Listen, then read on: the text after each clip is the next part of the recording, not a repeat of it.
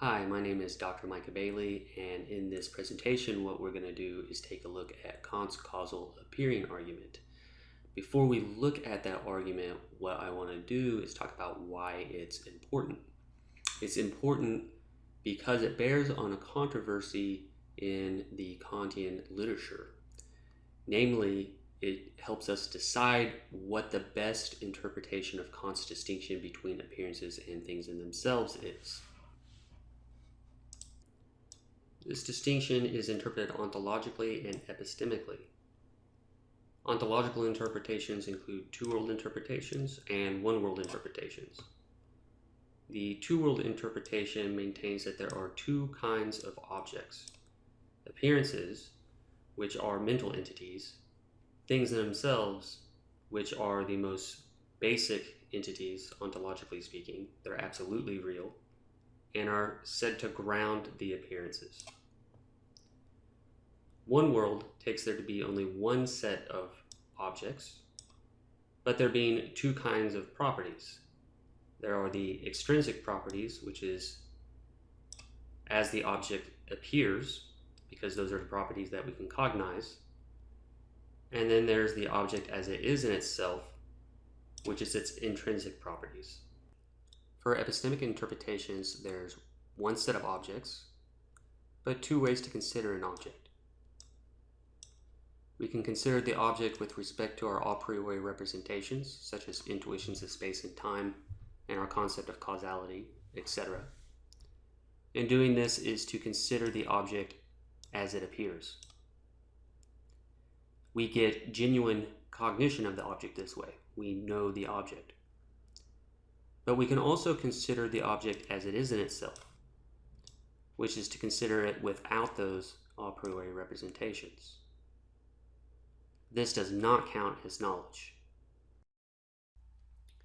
Here's the causal appearing argument, which does in fact show up in the Critique of Pure Reason, and if Kant endorses it, it strongly favors one of the ontological interpretations. And that's because it concludes that things in themselves exist, not that a kind of considering of things exists. So the argument says cognitions of appearances are caused by things in themselves. I cognize appearances, therefore things in themselves exist. The argument's valid, but what I'm going to argue is that given the Critique of Pure Reason's cognitive theory, we are epistemically unjustified in accepting premise 1, in which case we cannot accept the conclusion. In understanding the critique's cognitive theory and the major philosophical motivations for it, I first want us to look at its ancestor, which is the cognitive theory that Kant gave in his inaugural dissertation. On the dissertation's cognitive theory, human beings have two cognitive faculties, sensibility and the intellect. For our purposes, it's enough to know that through sensibility, plus a logical use of the intellect, which clarifies what we're cognizing by bringing them under empirical concepts, we can cognize phenomena. But the intellect also has a real use on the dissertation's cognitive theory. And through the real use and the a priori concepts, such as causality and substance, we cognize things in themselves, noumena. And it's very clear that phenomena and noumena, or appearances and things in themselves, are two kinds of objects on the metaphysics of the inaugural dissertation. After the inaugural dissertation, Kant confronted the dissertation's cognitive theory with a problem that's called the objective validity problem. He says, I asked myself this question: what is the ground of the relation of that in us, which we call representation, to the object? If a representation comprises only the manner in which the subject is affected by the object, then it is easy to see how it is in conformity with its object, namely, as an effect accords with its cause. And it is easy to see how this modification of our mind can represent something, that is, have an object. Similarly, if that in us which we call representation were active with regard to the object, that is, if the object were itself created by the representation, the conformity of these representations to their object could be understood. However, our understanding through its representations is neither the cause of the object, nor is the object that cause of our intellectual representations. Kant is considering how it is that we know that our concepts actually refer to objects, that is, are objectively valid. One way is when we empirically acquire objects, or at least in standard cases, such as when there's a causal interaction between a tree and a person, such that produces a representation of a tree in us. In virtue of that causal relationship, we know that this representation and a concept made from this representation actually refers to objects. So our concept of tree is objectively valid. Another way would be in the case of God. Only in the case of God, when God has a representation, that representation causes the object to come into existence. Nevertheless, through that causal relationship, we would know that the concept of tree is objectively valid. The problem is when we try to cognize things in themselves or noumena through the real use of the understanding, because in doing so we have to employ a priori concepts. But being a priori, there's no obvious determinate relationship between the objects to which they supposedly apply to, like in the case of empirical acquisition or God, where there's a causal relationship.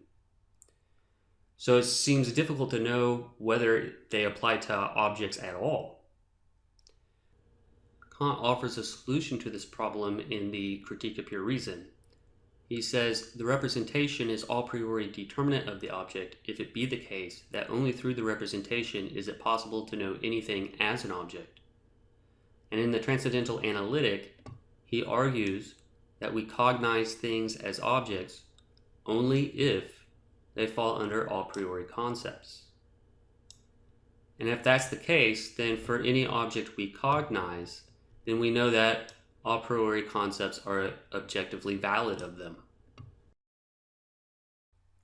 But in the Transcendental Aesthetic, he argues we do not intuit things in themselves, only appearances.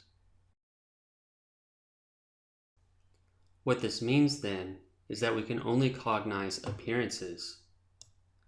And if we can only cognize appearances, then we can only know that our a priori concepts are valid of appearances. Kant's solution to the objective validity problem entails a major change in his cognitive theory from the dissertation to the critique. And that's because we cannot have a real use of the intellect or understanding if the a priori representations that the understanding uses don't refer to noumena or things in themselves, which means we cannot cognize through the intellect or the understanding noumena or things in themselves. Which means that through the real use, whether we're looking at the two-world view or the one-world interpretation, through a real use we can't know whether noumena, things in themselves, or things as they are in themselves exist. Now, even though we cannot cognize the existence of things in themselves or noumena through the intellect, you might think that we can infer them, which is precisely what's supposed to be taking place with the causal appearing argument.